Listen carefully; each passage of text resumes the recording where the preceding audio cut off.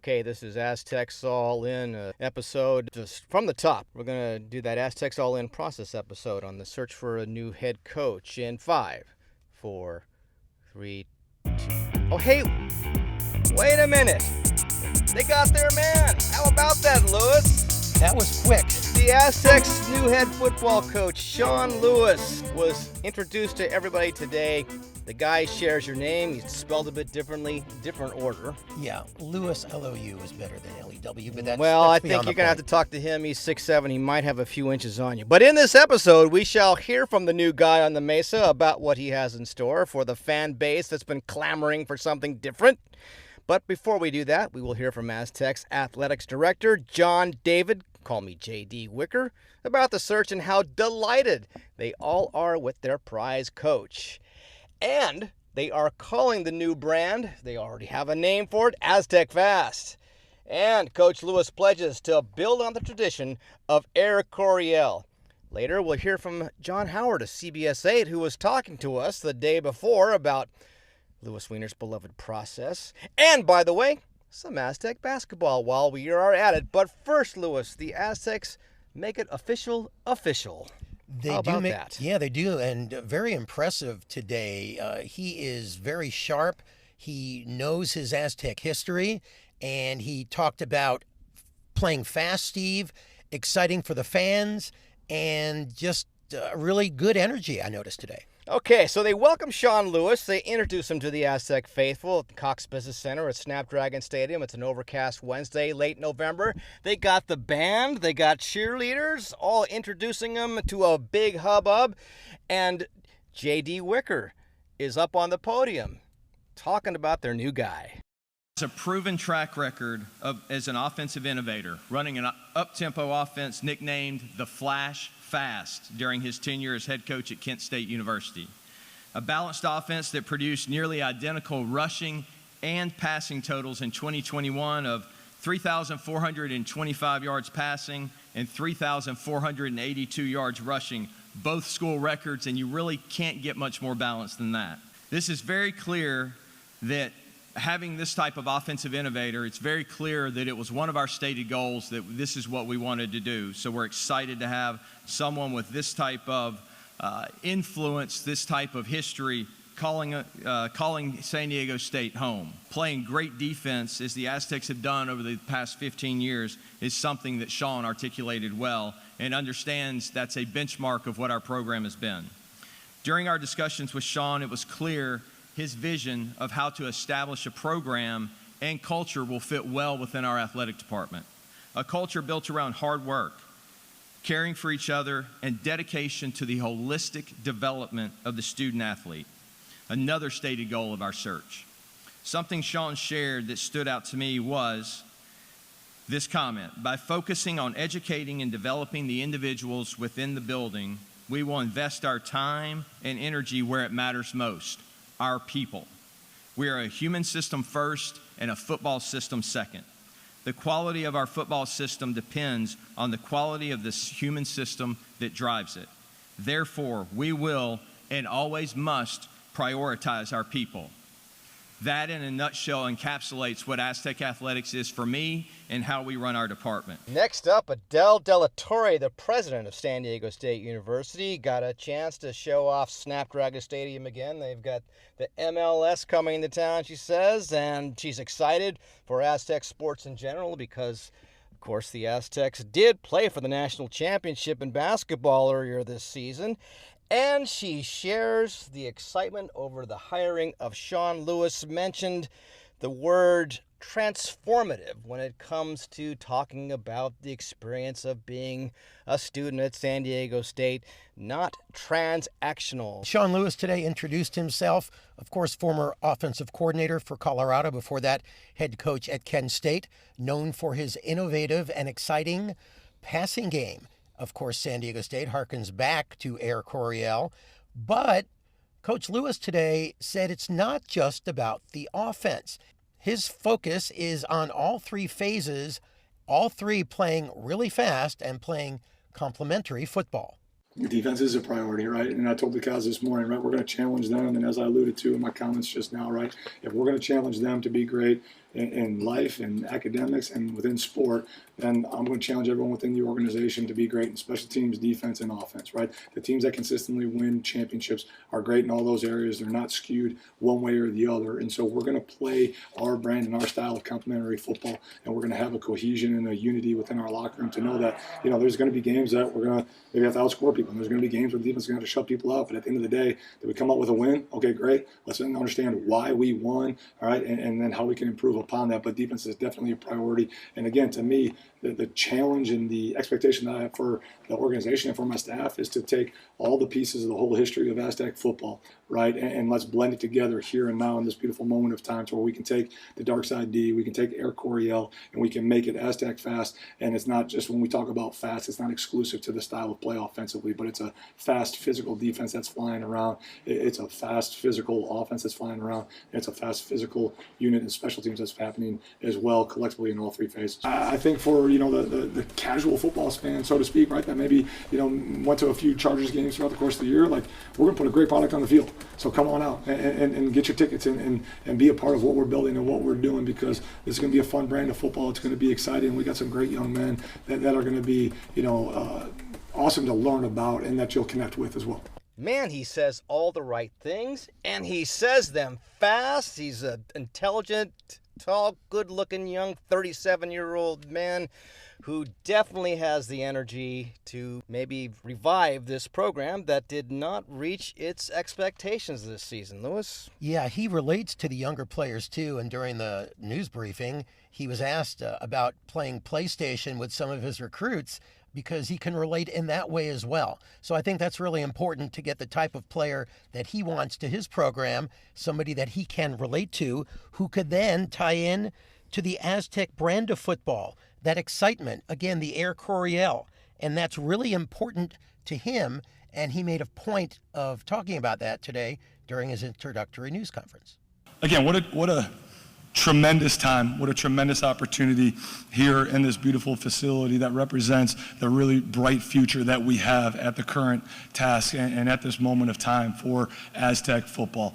I'm excited to be welcomed and embraced and to lead a tremendous program, a tremendous community that has rich tradition going all the way back to Air Coryell and what he was able to do and how he revolutionized the game of football and how we throw the football today because of his influence and his impact on the game. And I'm looking forward to bringing that excitement, that brand of football where we're lighting up the scoreboard, where we're playing fast, where we're being balanced, but there is a brand and an energy to what we bring day in and day out when our community and our university and our team thinks of Aztec football. There were two separate segments to this program today. The first one was from the podium, which we heard him talking on, and then after that, they sort of broke us out, and we in the media got to spend a little bit of time with him in the locker room, which is kind of a new thing, because under the Hoke regime, no one was allowed in the locker room. In Colorado, there was some reality program elements to how Deion Sanders exposed his players to the media in that situation. So we'll see how much availability we'll get with the program going in. But the other thing I was going to mention about his relationship with this new university is he might want to work on his new head boss, who is the president of the university, Adele De La Torre. He mentioned her as De La Torah from the podium in front of everybody, but I'm sure he's going to be working on that right away. I think our Jewish listeners will appreciate the Torah reference. But he's a quick study, and I'm sure he's going to get right on that one. I'm sure he will. One thing, of course, I wanted to ask him about, of course, his high-flying offense. That's what he's known for. San Diego State, of course, known for the running game, and how he's going to meld those two together. Coach, you talk about a high-flying offense, San Diego State tradition, running back Marshall Faulk and El Pumphrey. How do you tie those two in together with, exciting plays through the air, but also the ground game? Yeah, when I talk about high-flying offense, right, it's explosive plays. That's going to be the hallmark of who we are, whether that comes through the air or on the ground. And our last 3 years at Kent State, The only teams that ran the ball better than us in the country from a run efficiency standpoint were Army and Air Force, and all they do is run the ball, right? And so we have that balance that JD spoke to. And again, there's still a few alumni events that I like to get back to at Wisconsin. And when Coach Alvarez shows up, I don't want him taking my my power card from me. And so we're still going to have that physicality. And again, right, like I think too often it's hey, we're going to do this or we're going to do that. We're going to be loyal to winning, and again, see what our players are best at, and then we're going to go find a way to win the ball games that we need to, right, week in and week out. And what's the best way to get that done? But the run game is going to be a big part of that.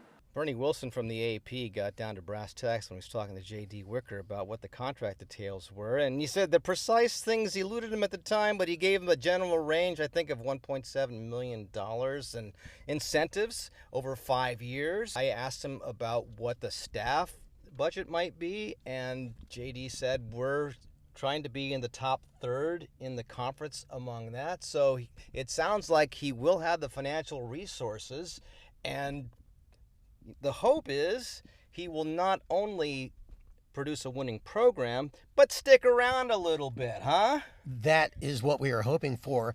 1.7 million is a little less than I was thinking, because the top paid Mountain West coaches are in the $2.1 to $2.3 million range, and that's where I thought San Diego State would have to go to get the guy they wanted, but apparently a little bit less. But who knows about the coaching staff I'm sure salaries? there are plenty of incentives built in there that he can do much better than that. All he has to do is do what people have been expecting, and he did mention that several times about the job of selling tickets and getting more people in the stadium.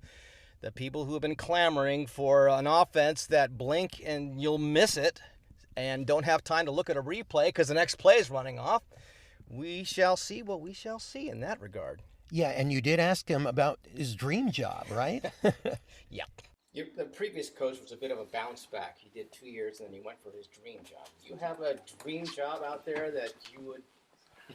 I started as a high school coach, so me sitting here to say that I went from in-school suspension on the south side of Chicago to be sitting here in Snapdragon Stadium in San Diego, this is my dream. I'm living my dream, and this is wildly exciting to me.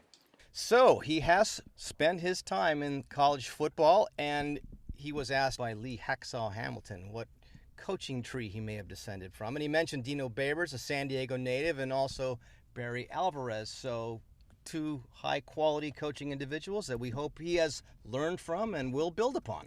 Yeah, and Dino Babers, of course, hired Rocky Long as his defensive coordinator at Syracuse. So a lot of connections there. Yeah, the one little drop in toward the end, he was asked by Kirk Kenny of the UT, will you run the 3-3-5 here? And he was non-committal to it. So we shall see what kind of defense the Aztecs will sport. So with that, we will close our section on the breaking news of the last couple of days here. We will bring you some more of the conversations because they were at length in the locker room with the new coach Lewis and also J.D. Wicker about some programmatic things having to do with the staff that they've all been told they will get a chance to talk to the new head coach. The players were introduced to the head coach and he talked to them as well. But this is a new guy and he has been told he can run things his way. So it's just pretty much a clean slate. Yeah, a cornucopia of sound bites we got from him today, and we're excited to share them with you in the coming weeks. Yeah, and we will probably be able to, I think, feather those in as we get more news about what's going on in the program, because we gained a lot of insight that we just this podcast would take a lot longer than it already is if we tried to get everything in. We will now move on to our aborted interview with John Howard of CBS 8. We recorded it early in the afternoon, and news was sort of getting out. Lewis mentioned there was a report on ESPN about this Lewis hire. We have gone through this interview with Mr. Howard and sort of edited out some dated references to potential candidates in view of the introduction. And we'll start this first segment of the interview with John when I ask him for his take on the Aztecs' recent football seasons and the overall state of the program prior to today's news. There's a couple of great positives and a couple of negatives that I'll always remember Coach Brady Hoke. And going back to his first stint with the Aztecs, what stuck with me, his very first team meeting started at whatever time, 2 p.m. 2 p.m. hit, the door shut, and a couple of players showed up late, and Hoke wouldn't let him in the meeting. And I loved the message that sent. And within his second year, he had the Aztecs into a bowl game, which we had not been to in years. And so I loved that. That first impression was amazing, and got us to a bowl game in 2 years. But then a couple of negative things about Hoke. When he left for Michigan, I think it just left a bad taste in fans' mouths that, well, you'd rather be at Michigan. And I get it. Michigan, Power 5, huge school, et cetera, et cetera. But nevertheless, I think it kind of left a bad taste in the mouths of the fans of the Aztecs. And then when he came back, I can't commend the guy enough for the 12-2 season. That team, the MVP of the team was the punter. And how that team won 12 games when it really didn't have big time stars, big time positional players, I was amazed that and I credit the coaching staff for coaching 12 wins out of that team. But then the last 2 years, it spiraled in a hurry. And this particular year, I think part of it was a lack of recruiting. We knew we needed a new quarterback going into the season, and we didn't get one. And by the end of the year, I don't know if Coach Hoke had hit burnout. Who knows? But and then there's nothing wrong with burnout, just as long as you don't stay in the position. Like Coach Rocky Long. Rocky Long said, "I don't want to be head coach anymore," so he retired and moved along. As for Brady Hoke, if it was burnout, great. I think he negotiated some kind of a deal with J.D. Wicker to lessen the $5 million payout, and there it's probably what was best for the program, really. So Hey, sorry John. to get long-winded on you there. But That's just some of okay. the positives and negatives I remember about Hoke. You mentioned the 12-2 team, of course. That was a great season, but after not so much. And you could argue that he won with Rocky's players, right? And the players he brought on the last couple of seasons, just not up to par, especially on the defensive side, right? Yeah, and I think maybe that was a tendency with Coach Brady Hoke. And there's been a lot of talk on Sports Talk Radio that maybe he wasn't the best of recruiters. And when you look at his time in Michigan, his first year in Michigan did very well with the previous coach's players. And it went gradually downhill. I can't remember if he was at Michigan for 4 years or 5 years, but every year there were fewer wins until he was let go. And now that happened again the last 2 years here. He also did well his first stint with the Aztecs. Again, getting the team to a bowl game in his second year here with the previous coach's players. So it's really questionable his ability or his staff's ability to recruit, because I know it's not just the head coach that recruits. Right. And in his defense, part of being a recruiter is you really have to have the ability to have a poker face and tell people things they want to hear, and maybe things that you need to tell them to get them in the program that may not necessarily be so. And Hoke didn't strike me as the kind of guy who was going to sell you up the river or read you a bill of goods. He was a fairly straight shooter in the Rocky Long mold. There are not enough fans at Snapdragon Stadium. One is the tickets are too high in cost. The tickets are too expensive. Yeah, I'll second that one. And secondly, the product on the field is not all that entertaining, frankly. And, under the Rocky Long era, there was a lot of running going on, and all of us Aztec alums, not that I was in school during the Coryell era, but I was in school when you had the likes of Todd Santos and Dan McGuire and Ryan Lindley and guys slinging the ball all over the place. It's obviously a more entertaining version of play. And Rocky Long had a lot of running offense, which was a little bit dry, but he was winning games. And when you win 10, 11 games every year and you're going to a bowl game, you can put up with it. But if it's going to be, a running game and you're finishing 6-6 on the year, it's just not what's going to bring Aztec fans out to the stadium. We continue our conversation now with John Howard, who joined us just after the report surfaced from Pete Thamel of ESPN that Sean Lewis was a major candidate for the job of head coach at San Diego Well, State. they were saying it was a done deal. We hadn't confirmed it yet. Eventually did, but yeah. Yep. He got it first. He did get it first. Good on him. And so while it wasn't official yet, we did ask John about his feelings about Sean Lewis possibly coming to San Diego State.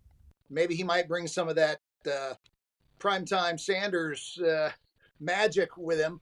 The fact that he's experienced what has gone place this season with that program, it's amazing that Dion got rid of 60, 70, 80 players.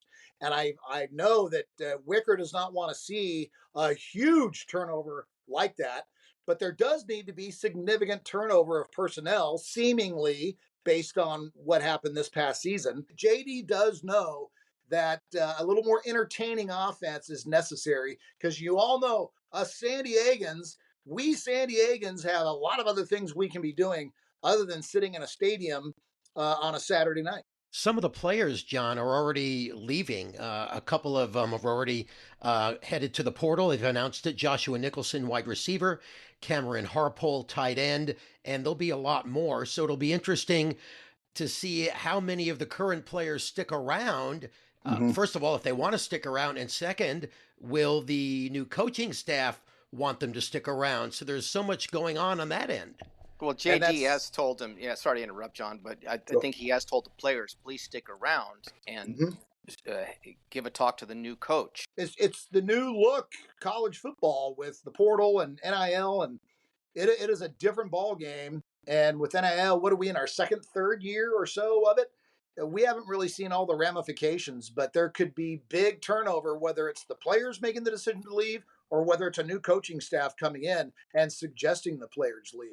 I'm not so sure that wasn't one of the things that maybe hastened Brady Hoke's departure, just the changing face of college. He talked at length about that. Going into the season, wasn't a big fan of the NIL or the transfer portal, but having to deal with it. And with a school like San Diego State, it's not a school that has billions of dollars in an endowment stashed away to start throwing money around. And I don't know if they properly should do that anyways for college athletics, but that's just my feeling. And as someone who does care more about the big picture, I'd kind of hate to see that happen at San Diego State, but elsewhere it seems to be the way of the world. I remember Hoke describing the current football situation. He said, we are a pro model. It's now basically professional sports. And I think he's right about that. And I know this is another discussion for another day. Yep. But what about Title IX? I mean, if these schools that have millions of dollars to give to the football players, well, what about Title IX? Is there going to be millions of dollars to give to the female athletes as well? It's that's been the argument for decades in college sports, and sure. Most schools added a lot more women's sports because of that. And when they have to eliminate sports due to budget reasons, they're now cutting men's sports and adding women's sports. So you make a great point there, John. Yeah, and I think the rule is whatever your percentage of students, that needs to be your percentage of athletes. If there's 52% females, there needs to be 52% female athletes in your athletic program. And so when you've got a football program of some 80 kids, well, that's going to be like 4 or 5 women's sports, that only have 5 to 10 to 15 members. So, and it's the real bummer there was losing men's volleyball at San Diego State. I know that's another discussion for another time. But it really was a bummer to lose men's volleyball, since that is the lone NCAA championship. Absolutely. 1973. We know it well as alums, right? Ask any Aztec alum. Right. What is the lone national champion? It was almost number 2 with basketball. We came close, right? That's amazing. Down 5 with 5 minutes left. Not to be. John, we know you have more duties today, so we'll let you get to them and look forward to seeing you report those on the next edition of News 8. I appreciate that, Steve. This was the most important thing on my day, so I was glad I got to do it. Well, much thanks, John. We appreciate it. We'll let you go. Thank you very much. All right, talk to you guys later. On our next edition, we'll hear thoughts on the most recent matchup across town at Lion Tree Arena at UC San Diego, where the Aztecs faced off Friday against the Tritons of the Big West. They're lucky to be 7-1 after that game, trailing nearly the entire time before a last-second putback by who else but Jaden Ledee. One of those danged if you do, danged if you don't situations, as Darion Trammell and Lamont Butler discussed following the Point Loma Nazarene game on Monday, November 27th, which the Aztecs won, as they also defeated the Tritons as well on Friday night, barely. But both Butler and Trammell talked about how they can always expect the opposing team's best. And oh yeah, their lack of respect in the national rankings so far. We're winning. The crazy thing is we still have a lot of room to improve.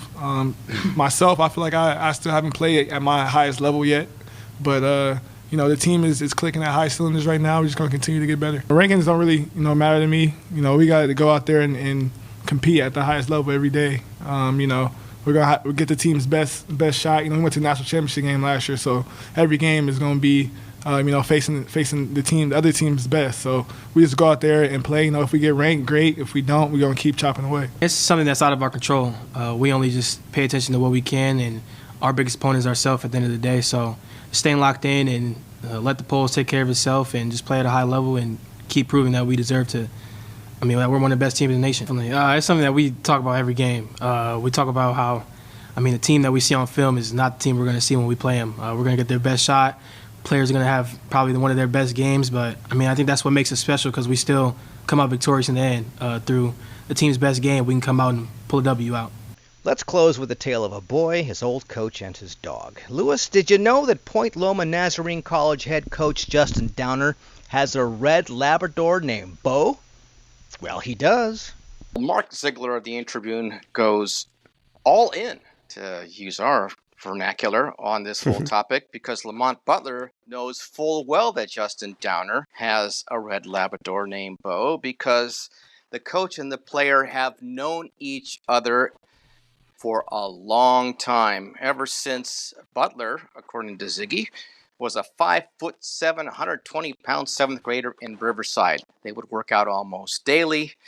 Riverside Poly High School and the West Coast Elite AAU programs, where he impressed the coach as a smart kid.